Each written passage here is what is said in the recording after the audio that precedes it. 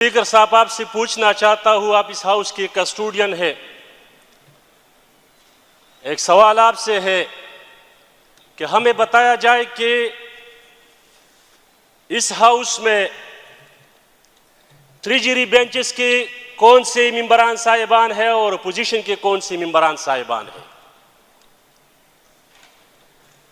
क्योंकि पिछले 4-5 महीनों से तो ऐसा लग रहा है जो हुकूमती मेंबरान है, हुकूमत में होते हुए भी उनके वज़रा यहाँ उठ के अपने हलकों के मसाइल फ्लोर पर उठाते हैं। कैबिनेट का मेंबर होकर भी अपने हलके का मसला इस फ्लोर पर आपके सामने रखता है। मुझे तो ताज्जुब होता है, बीइंग अ पॉलिटिकल वर्कर, इस हाउस के एक मेंबर होने के नाते, कि आप तो हुकूमती मेंबर है, आपकी तो हुक्मरानी चल रही है पिछले 3 अदवार से, और आप अपोजिशन की तरह यहां उठकर अपने हल्के के अवाम की आंखों में धूल झोंकने के लिए यहां पर उठकर बातें करते हैं। जो काम अपोजिशन का है कि हमने उन मसाइल को हाईलाइट करना है, उन मसाइल को पॉइंट आउट करना है और साथ ही साथ तनकीद करते हैं तो तनकीद के साथ तजवीज़ भी दे देते हैं, लेकिन डिसीजन करना आप लोगों की जिम्मेवारी है, हुकूमत की जिम्मेवारी है, कैबिनेट की जिम्मेवारी है। इस सूबे में बदअमनी है। जब भी कोई वाक़या रोनमा होता है, जिस तरह स्वात में एक पीसफुल प्रोटेस्ट चल रही थी अमन के हवाले से, उसी दौरान खुदकुश हमला होता है जिसमें 17 पुलिस एहलकार और सिविलियन शहीद हो जाते हैं और 40 से ज्यादा जख्मी हो जाते हैं।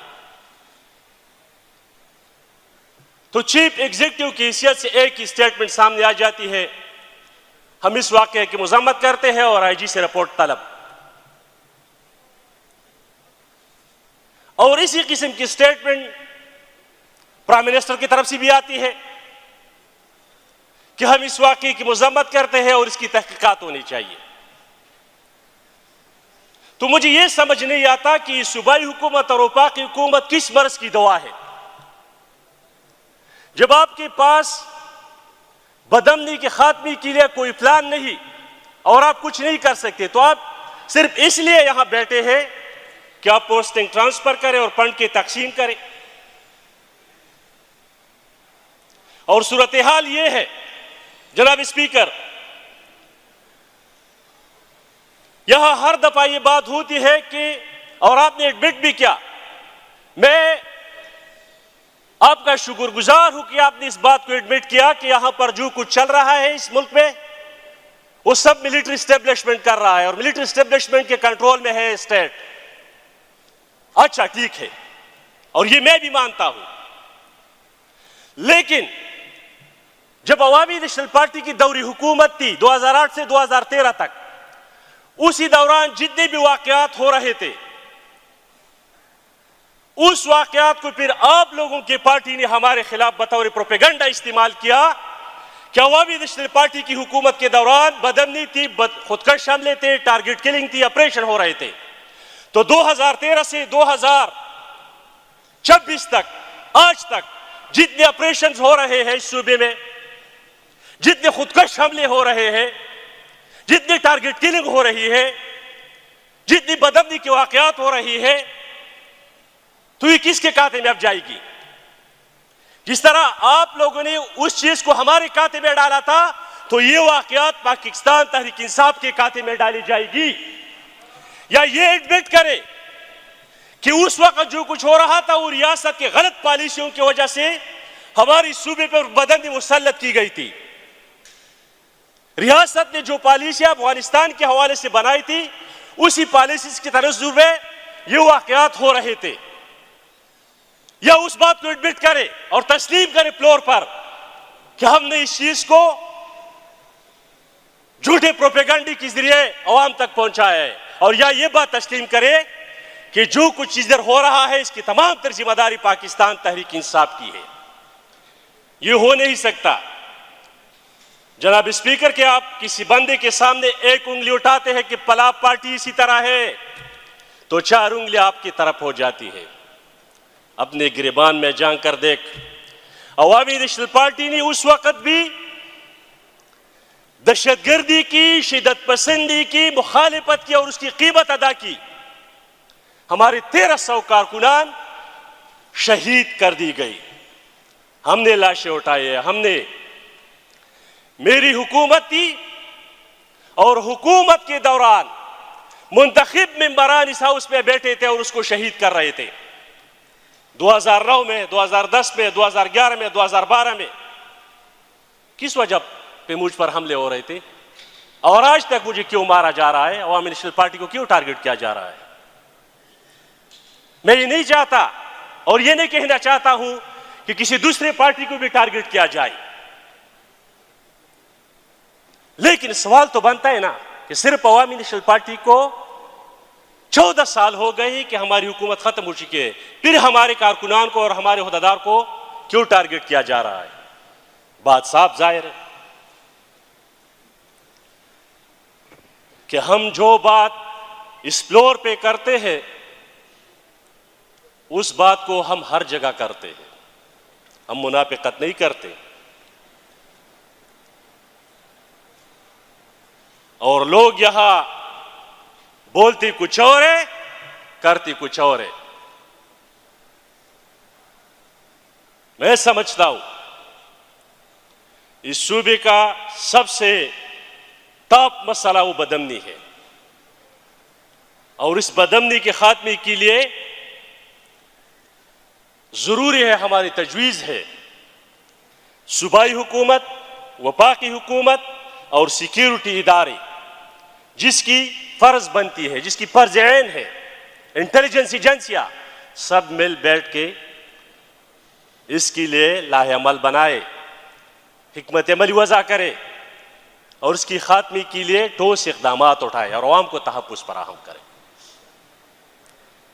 اگر آپ یہ کہتے ہیں کہ بندوق والوں پر ہماری زور نہیں چلتی, صوبائی حکومت جب فلور پہ یہ بات کرتی ہے, چلو وہ تو جرنیل شاہی ہے, برطانوی استعمار سے لے کر آج تک یہ سسٹم چلا رہا ہے, تو اس افسر شاہی کو تو کنٹرول کرو نا, ان بیوروکریسی کو کنٹرول تو کرو نا.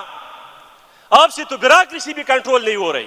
ادھر عبید اٹھانا, عبید کہہ رہا ہے کہ سی ایم صاحب نے بھی ڈائریکشن دی تھی, کمیٹی نے بھی ڈائریکشن دی تھی, پچھلے 1 سال سے میں فلور بھی بات کر رہا ہوں, لیکن ہیلتھ ڈپارٹمنٹ اس حوالے سے کچھ اقدامات نہیں اٹھا رہے. سی ایم صاحب کی ناک کی نیچے چیف سیکرٹری بیٹا ہے, کبھی اس چیف سیکرٹری کی بھی جو ہے نا ذرا حال احوال پوچھے کہ آپ نے مختلف ڈپارٹمنٹ اپنے بندوں کو پراکسیز کی طرح فٹ کیا ہوا ہے اور ہر جگہ آپ نے اپنے بندے بٹھائے ہیں, پوری صوبے کو آپ نے ارغمال بنایا ہے. کیوں, کس لیے؟ اربوں کربوں کی جو کرپشن ہو رہی ہے اس پر آپ جو ہے نا کہ بند نہیں کر سکتے. کل آپ لوگوں کی سیمی فائنل میں صوبائی صدر پاکستان تحریک انصاف جنید اکبر نے کہا ہزاروں لوگوں کے سامنے, پوری ملک کے سامنے, عوام کے سامنے کہ ہماری صوبے میں کرپشن ہو رہی ہے, وزراء اور مشیر کرپشن میں لگے ہوئے ہیں. میں چلو اپوزیشن سے ہوں, آپ اسے اختلاف کر سکتے کہ اپوزیشن کا بندہ ہے ہمارے اوپر الزام لگا رہا ہے, وہ تو آپ کی پارٹی کا پریزیڈنٹ ہے, اس کا جواب کون دے گا کہ صوبے میں کرپشن نہیں ہو رہی اور کس لیول کی کرپشن ہو رہی ہے؟ آپ یہ جرنیل شاہی بدمست ہاتھی ہے تو یہ افسر شاہی سانڈ ہے, سانڈ, اس سانڈ میں نکیل ڈالے. اگر آپ لوگوں میں ہمت ہے اور آپ لوگ واقعی اس صوبے کے حکمران ہیں اور آپ کے پاس اختیارات ہیں, اگر آپ کے پاس اختیارات نہیں تو کھل کر اقرار کرے کہ نہ تو ہم جرنیل شاہی کو کنٹرول کر سکتے ہیں اور نہ افسر شاہی کو کنٹرول کر سکتے ہیں. اس صوبے کے عوام کی, 5 کروڑ عوام کی وقت برباد نہ کرے. ایک طرف بدامنی, دوسری طرف کرپشن, تیسری طرف سیلاب سے لوگ جو ہے نا سفر ہو رہے ہیں. چوتھی طرف سے آپ ٹیکسز لگا رہے ہیں ملاکنڈ ڈویژن اور ایکسپارٹا پر. اب آتے ہیں آخری بات پر. جناب اسپیکر, میں اپنے بات کو وائنڈ اپ کرنے جا رہا ہوں. چلو ان لوگوں کے پاس اختیارات نہیں ہوگی, لیکن اتنے اختیارات تو کم از کم ہے کہ اپوزیشن ممبر کے حلقے کا فنڈ روک سکتا ہے. جناب اسپیکر صاحب, سی ایم صاحب, اپوزیشن حلقے کی ممبر کا فنڈ روک سکتا ہے. اتنے اختیارات تو کم از کم ان کے پاس ہے. یار خدا کا خوف کرو. اگر آپ لوگوں کا یہ خیال ہے کہ میرے حلقے میں آپ اپنے رنر اپ کینڈیڈیٹ کو فنڈ دے کر ادھر وہ کام کرے گا اور وہ بھی آٹے میں نمک کے برابر پورا حصہ بھی نہیں دے رہا ان کو, اور اس کے ذریعے آپ لوگ اپنے ووٹ بینک بنائیں گے, تو یہ آپ لوگوں کی خام خیالی ہے. اس سے پہلے میرے پاس میں نے کیا ترقیاتی کام کیے تھے جو لوگوں نے مجھے ووٹ دیا تھا.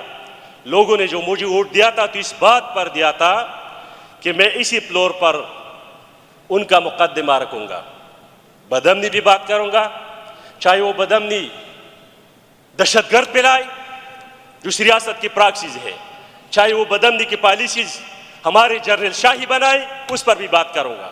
ہماری اس میں جو ہے نا انٹیلیجنس ایجنسیاں انوالو ہو, اس پر بھی بات کروں گا. ہماری صوبائی حکومت ان کے ساتھ شامل ہو, اس پر بھی بات کروں گا. ہر ظلم پر بات کروں گا اور اس کا میں قیمت ادا کر رہا ہوں. اور سب سے بڑا قیمت جو ہوتا ہے نا, وہ جان کی بازی لگانی ہوتی ہے. اس کے لیے بھی میں تیار ہوں. لیکن اگلے الیکشن میں آپ لوگوں نے PK-22 میں کینڈیڈیٹ کھڑا کرنا ہے. جب آپ لوگوں نے اگلے الیکشن میں PK-22 میں کینڈیڈیٹ کھڑا کرنا ہے تو وہ قوم کو کیا بتائے گا کہ کیوں پچھلے 2-2.5 سال سے ہم اس حلقے کے حق اور فنڈ روکے رکھے تھے سیاسی تعصب کی بنیاد پر. اس دن آپ لوگوں کو میں بتاؤں گا. اور میں ایک بات ریکارڈ پہ لانا چاہتا ہوں. اسپیکر صاحب, آپ نے بڑی دیر سے موقع دیا, میں آپ کا مشکور ہوں. سب کو ہم سنتے ہیں, آپ اور تسلی سے بیٹھے ہیں, کسی کی بات میں انٹرپشن بھی نہیں کرتے. ہم میں اتنا ظرف ہے, برداشت کر سکتے ہیں کہ میں اس نیت سے اپنے حلقے میں ڈیولپمنٹل کام نہیں کرنا چاہتا تاکہ اگلی الیکشن میں مجھے ووٹ پڑے. نہیں, اس لالچ میں کبھی بھی ڈیولپمنٹل کام نہیں کرنا چاہتا. میں سمجھتا ہوں کہ وہ فنڈ میرا نہیں, اس حلقے کے عوام کا ہے, کیونکہ وہ اس ملک کی ٹیکس پیئر ہے, وہ ٹیکس دے دیتے ہیں, یہ ان کا حق بنتا ہے. آپ لوگ نے اپنی پارٹی کا نام رکھا ہے تحریک انصاف.